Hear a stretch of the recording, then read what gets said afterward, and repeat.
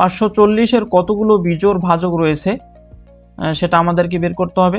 অর্থাৎ 540-কে এমন বিজোড় কয়টি ভাজক দ্বারা ভাগ করা যাবে সেটা আমাদেরকে বের করতে হবে। তো এর জন্য আমরা প্রথমে কি করব, 540-এর গুণনীয়কগুলো বের করব। অর্থাৎ 540 এগুলোর যদি আমরা গুণনীয়ক বের করি, আমরা যদি 2 দ্বারা ভাগ দেই তাহলে পাবো হচ্ছে 270,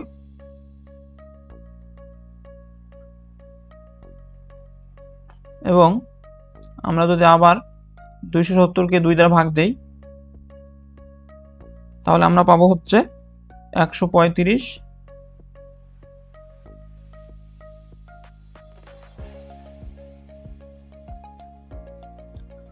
এবং আমরা যদি 135-কে 3 দ্বারা ভাগ দেই তাহলে পাবো হচ্ছে 45,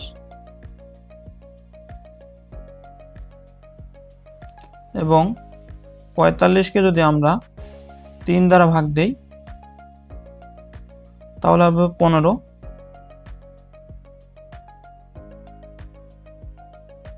এবং 15-কে যদি আমরা 3 দ্বারা ভাগ দেই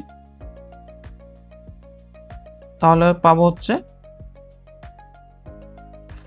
5।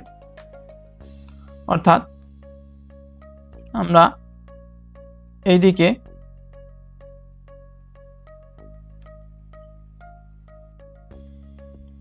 540 সমান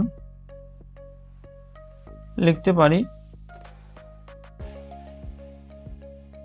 2 গুণ 2, অর্থাৎ এখানে 2টা 2 রয়েছে এবং 3টা 3 রয়েছে এবং একটা 5 রয়েছে। তাহলে আমরা এখানে ওই সংখ্যাগুলো গুণ করে তাহলে আমরা এই সংখ্যাগুলো গুণ করে লিখব। তাহলে 3 গুণ 3 এবং আবারও 3 এবং শেষে হচ্ছে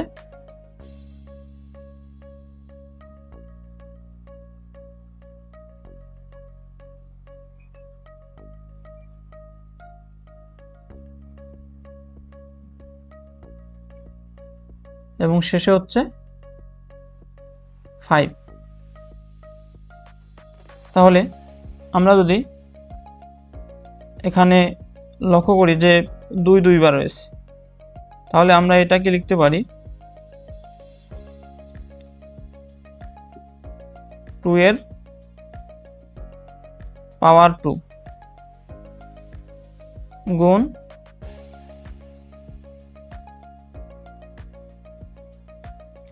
3 এর পাওয়ার কত, অর্থাৎ যেহেতু এখানে 3টা রয়েছে তাহলে আমরা 3 এর পাওয়ার কত লিখব, 3, এবং তার সাথে গুণ থাকবে হচ্ছে 5, এবং যেহেতু 5 একবার আছে সেজন্য এর পাওয়ার কত, 1। তাহলে আমাদের যেহেতু এখানে বিজোড় সংখ্যক ভাজক বের করতে বলেছে, তাহলে এখানে বিজোড় সংখ্যা কোনটি, এখানে বিজোড় সংখ্যা হচ্ছে 3 এবং 5। তাহলে আমরা কি করব, 540-এর বিজোড় ভাজক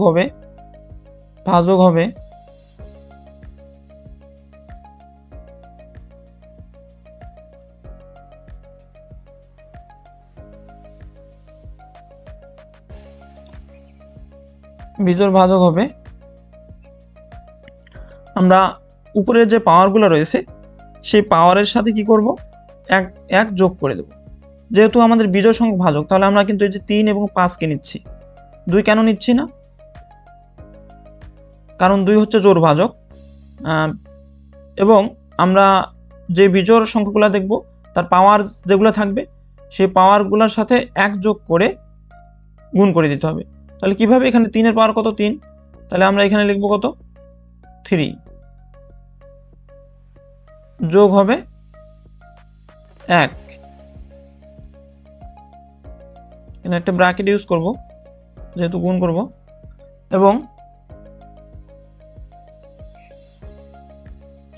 এখানে হবে গুণ চিহ্ন,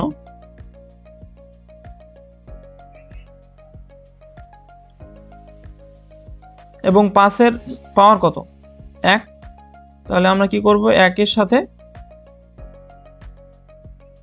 1 যোগ করে দেব, অর্থাৎ আমাদের যে শর্টকাট সূত্র সেটা আমরা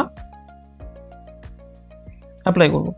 অর্থাৎ যেহেতু বেজোড় সংখ্যক ভাজক চেয়েছে, তাহলে বেজোড় সংখ্যাগুলোর যে পাওয়ার, সে পাওয়ারগুলোর সাথে 1 যোগ করব, এবং অপর যে বিজোড় সংখ্যা আছে তার পাওয়ারের সাথে 1 যোগ করে গুণ করতে হবে।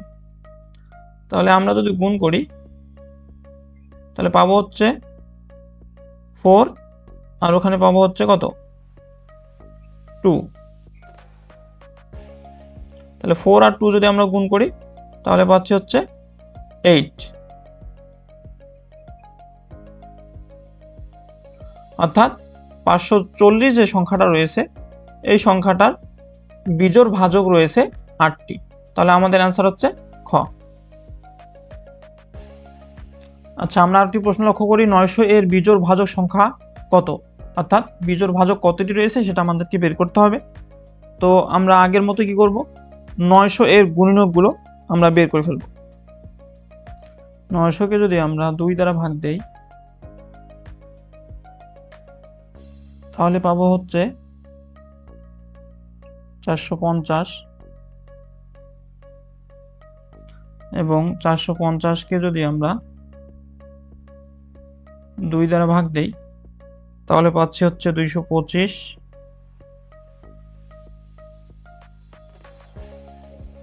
এবং 225 কে যদি আমরা 3 দ্বারা ভাগ দেই তাহলে পাবো হচ্ছে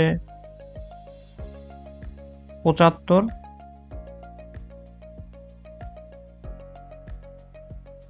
এবং আমরা যদি 75 কে 3 দ্বারা ভাগ দেই তাহলে পাবো হচ্ছে 25,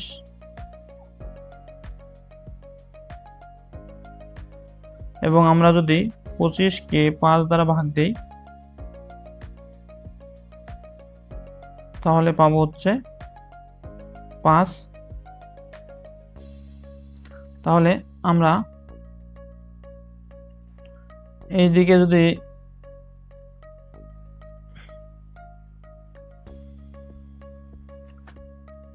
900 সমান গুণনীয়কগুলো লিখে ফেলি। 900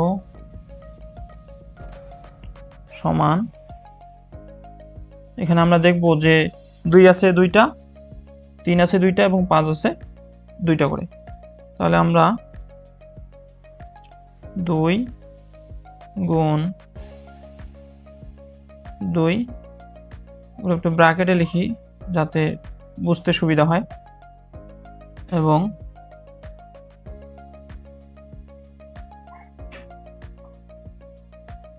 3 আছে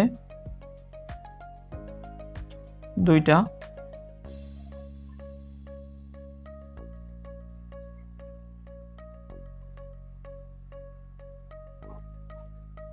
এবং 5 আছে 2টা। তাহলে হচ্ছে 5 গুণ 5। ওকে, তাহলে আমরা যদি এই 2 গুণ 2 অর্থাৎ 4, এটাকে আমরা 2 এর উপর পাওয়ার 2 লিখতে পারি, এবং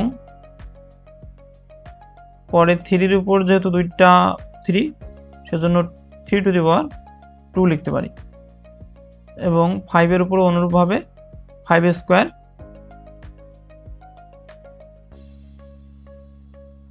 লিখতে পারি। তো আমাদের যেহেতু এখানে বেজোড় সংখ্যক ভাজক বের করতে বলছে, তাহলে আমাদের দেখতে হবে বেজোড় সংখ্যা কোনটি। এখানে কিন্তু বেজোড় সংখ্যা হচ্ছে 3, এবং 5, এই যে 3 এবং 5। তাহলে এই দুইটার যে পাওয়ার আছে সেই পাওয়ারের সাথে 1 যোগ করতে হবে এবং 5-এর উপর যে 2 আছে সেটার উপর সেটার সাথেও 1 যোগ করে দুটো গুণ করে দিতে হবে, তাহলে তাদের গুণফলই হবে ভাজক সংখ্যা। তাহলে আমরা এখানে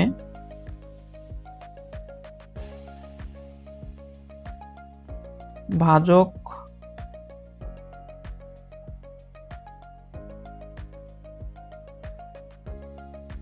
সমান লিখব, এই জোড় সংখ্যাটা আমাদের নেওয়া প্রয়োজন নেই, কারণ কি আমাদের বেজোড় সংখ্যক ভাজক বের করতে বলছে। সুতরাং আমরা ক্যালকুলেশন হবে শুধু 3 এবং 5 কে নিয়ে, 3 এর 5 এর পাওয়ার নিয়ে। তাহলে এখানে আমরা কি জানি যে পাওয়ারটা লিখব এবং পাওয়ারের সাথে কি হবে 1 যোগ হয়ে যাবে, শর্টকাট পদ্ধতি, গুণ হবে 5 যে বেজোড় সংখ্যাটা আছে সেটার যে পাওয়ার কত আছে 2, তাহলে 2 এর সাথে আমরা 1 যোগ করে দেব, যোগ করে দিয়ে দুটো গুণ করে দেব। তাহলে কত পাচ্ছি 3 গুণ 3, 3 গুণ 3, তাহলে পাচ্ছি হচ্ছে 9, অর্থাৎ 9টি ভাজক রয়েছে। তাহলে 900 এর বিজোড় ভাজক কতটি? 9টি। তাহলে আমাদের অ্যান্সার হচ্ছে ঘ। একটা হচ্ছে বৃদ্ধি পাওয়া এবং হ্রাস পাওয়া, এই ধরনের অঙ্কগুলো আমরা সলভ করি। তো একটি পণ্যের দাম 20% ছাড় দেওয়া হলো, অর্থাৎ এখানে কিন্তু কমে গেল, তাহলে যে এর মানটাকে আমরা ঋণাত্মক ধরে নেব। পুনরায় হ্রাসকৃত মূল্যের 5% আবার ছাড় দেওয়া হলো, মোটের উপর কত ছাড় দেওয়া হলো সেটা আমাদেরকে বের করতে হবে। তো এখানে প্রশ্নে লক্ষ্য রাখতে হবে প্রথমে যে অংশটা দেওয়া আছে সেটা কিন্তু হ্রাস পেয়েছে, অর্থাৎ আমরা জানি যে প্রথমের অংশটাকে সলভ করতে গেলে এটাকে আমাদের এ ধরতে হবে, যেহেতু এখানে ছাড় দেওয়া অর্থাৎ মূল্য কমে বিক্রি করছে, সুতরাং এই অংশটাকে আমরা ধরে নেব মাইনাস জি। যদি বৃদ্ধি পেত তাহলে কি লিখতাম, জাস্ট পজিটিভ এ ধরে নিতাম ওই মানটাকে, এবং পরেরটাও কিন্তু কি ছাড় দেওয়া হয়েছে, তো সুতরাং এই মানটাও হবে মাইনাস বি। যদি ছাড় দেওয়া হয় হ্রাস পাওয়া কথাটা বলে থাকে তাহলে সেক্ষেত্রে আমরা মাইনাস দিয়ে এ এবং বি প্রকাশ করব। তাহলে আমরা এই যে শর্টকাট পদ্ধতিটা আছে বা সূত্রটা আছে সেটা অ্যাপ্লাই করব, a plus B plus a into B by 100। তাহলে আমরা a এবং b এর মান বসাই দিই। তাহলে a এর মান হচ্ছে কত -20, তাহলে এর জায়গায় লিখবো কত -20।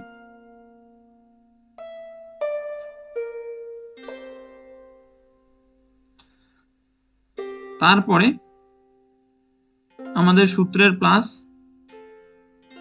এবং বি এর মানও কিন্তু কত -5, তাহলে আমরা এখানে একটু ব্র্যাকেটে 5 লিখে দিই, একবারেও আমরা -5 লিখতে পারি, তো বোঝার সুবিধার জন্য আমি ভেঙে ভেঙে করতেছি। তারপরে কি সূত্রের প্লাস, তারপরে উপরে হচ্ছে -20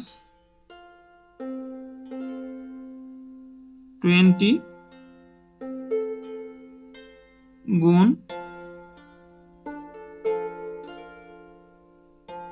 বি এর মান হচ্ছে -5, ব্র্যাকেটে আমি -5 লিখে দিলাম।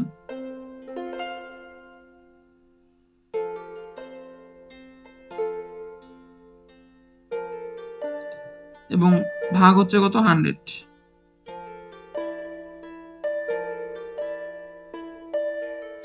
ওকে, তাহলে আমরা এখন ক্যালকুলেশন করব, ক্যালকুলেশন করলে যে মানটা আসবে সেটাই হবে আমাদের आंसर। সমান -20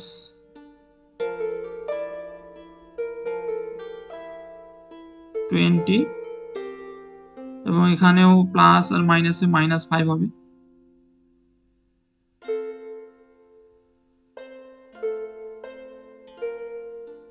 আর আর উপরে দুইটা নেগেটিভ, যেহেতু নেগেটিভ নেগেটিভ হবে পজিটিভ, তার মানে আমাদের এখানে পজিটিভই থাকবে। উপরে হচ্ছে 5 20 100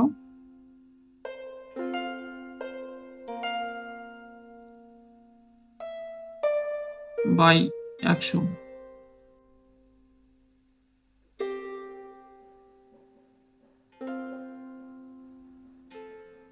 তাহলে আমরা এখানে পাচ্ছি মাইনাস দুইটাই মাইনাস, যেহেতু সুতরাং এখানে -25 হবে,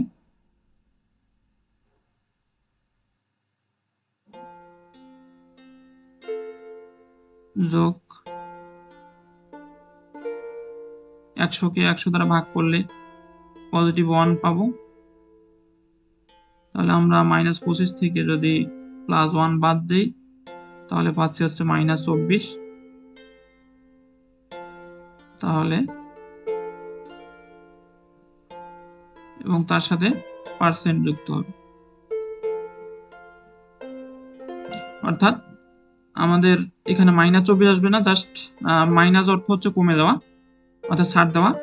তাহলে এখানে হচ্ছে 24% ছাড় দেওয়া হলো। তাহলে আমাদের অ্যান্সার হচ্ছে খ। তো এই ধরনের অঙ্কগুলো আসলে আমরা এভাবে সলভ করব। আমাদের মনে রাখতে হবে যে বৃদ্ধি পেলে পজিটিভ এ ধরবো, এবং যদি কমে যায় অথবা হ্রাস পাওয়া বলা থাকে অথবা ছাড় দেওয়া বলা থাকে, সেক্ষেত্রে আমরা -b ধরে ক্যালকুলেশন করব।